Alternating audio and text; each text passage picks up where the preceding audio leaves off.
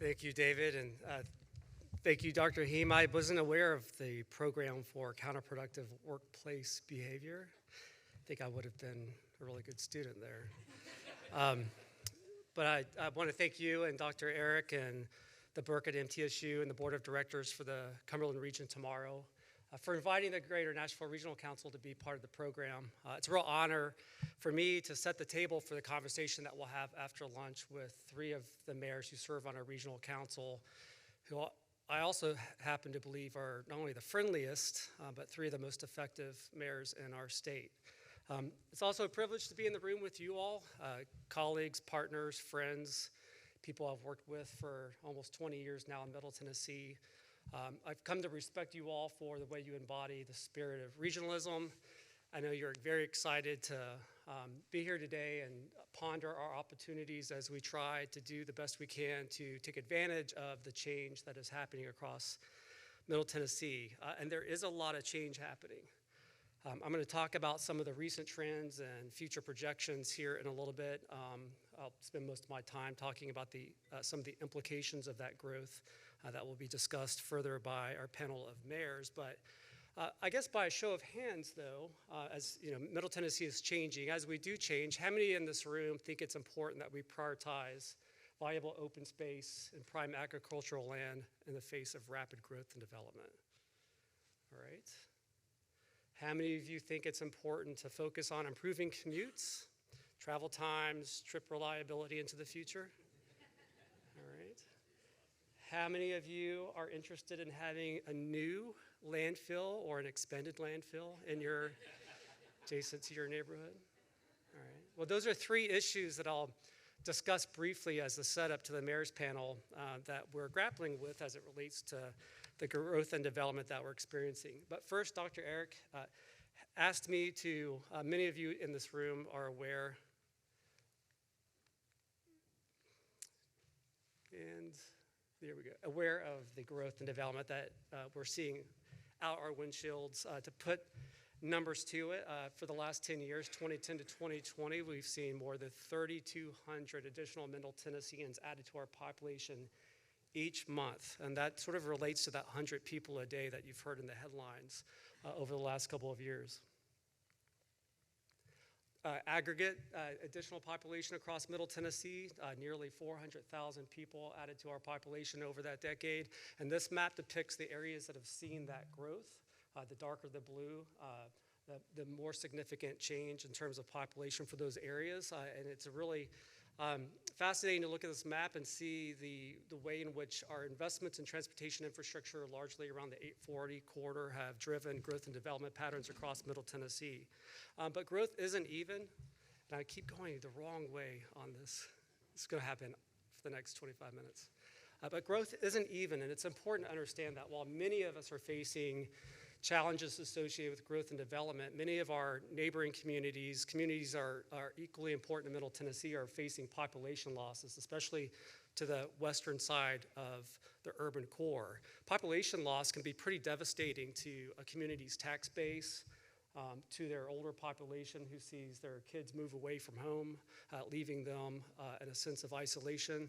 And so it's important as we work together to solve issues of traffic congestion, and just the challenges associated with prosperity, that we don't forget about our rural neighbors and that we need to work together with them to solve their challenges if we are to expect that they're going to be part of helping us solve our own. So keep that in the back of your mind. The other thing that we're seeing in terms of the recent trends, this is 2010 to 2020, is that we are, as a percentage of the population, losing working adults. From 55% in 2010 down to 53% in 2020 as a result of our growing older adult population, 10% to 13% over the decade. We're also much more racially and ethnically diverse, 23% to 30% in total population that is non-white or multiracial across Middle Tennessee. And these trends are forecasted to continue out to the year 2045. It's going to be a long morning if I keep doing this. This is out to 2045, same metrics. So the continuation of that trend of losing as a percentage of the population working adults continued increase in the percentage of our population that is 65 years and older, and then up to 37% of our population by 2045 will be non-white or multiracial. And I think I'm going to reference the year 45 a couple of times as we go through the morning. That's our planning horizon. So we're always trying to look 25 years out into the future. And you know, when we start talking about the year 2045, a lot of people in the room will tend to start to think, well, I'm not going to be around, or that's so far out into the future. But the reality is that's about 20 years away, right? That's the equivalent of 20 years backwards, so about 2004, 2005.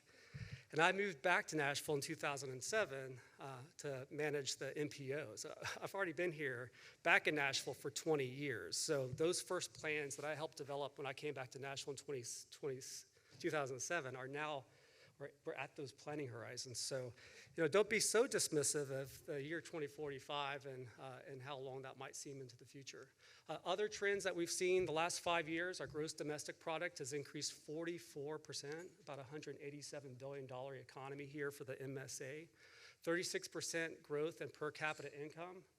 These are not adjusted for inflation. When you do, they don't look as great, but they're still pretty good numbers compared to MSAs across the country. So we've experienced a lot of economic prosperity along with our rapid growth and development. That prosperity is not equal across our region. We still have 63,000 kids living in poverty going to bed hungry at night. We have 1 in 5 homeowners cost burdened by the cost of their housing. Over 2 in 5 renters are cost burdened. And these are regional numbers. And the issue of the housing affordability is one of those things that really needs to be looked at a neighborhood scale. And when you look at individual communities across our region, this 20%, this 40% really begin to spike in the areas that are drawing the most attention for growth and development. One of the reasons for our affordable housing challenges, I think, is illustrated in sort of zooming into Rutherford County. So these are the trends since from 2010 to 2020 for population increases, increase in jobs, and an increase in housing. And if you're savvy enough, you've probably already skipped to the bottom of the slide and seen that we've got a 30% increase in population, but only a 23% increase in the number of housing units. So that supply-demand ratio is obviously an important factor in determining the affordability of our housing. Looking ahead out to the year 2045, our region, our 14-county planning area that the GNRC works with, is expected to exceed 3.2 million people by 2045, just 20 years into the future.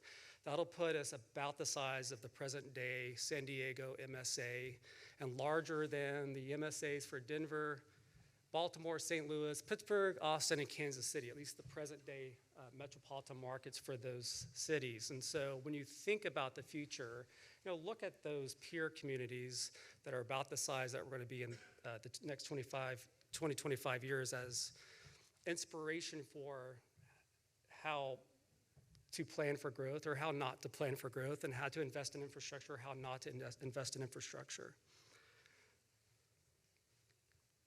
One of the most, I think, significant contributions that our staff at the GNRC make to local elected officials and state agencies is our ability to forecast that population into the future to the individual parcel level across Middle Tennessee. And so we're building computer models that understand public policies and how public policies shape growth and development decisions, that understand market forces and how the private sector reacts to the conditions presented to it in terms of the decisions that are being made to invest in community development.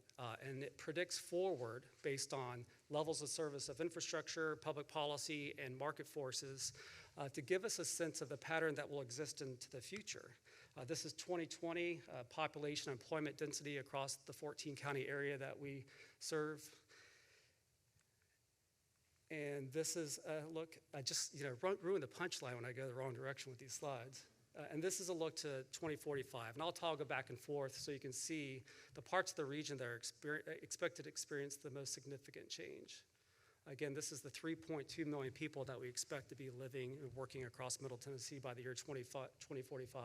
And these maps are exciting to look at if you're excited about looking at maps, but more importantly, what this data forecast allows us to do is to understand the implications that this growth is going to have on infrastructure and other aspects of our community because of the spatial information that we get from the forecasts themselves.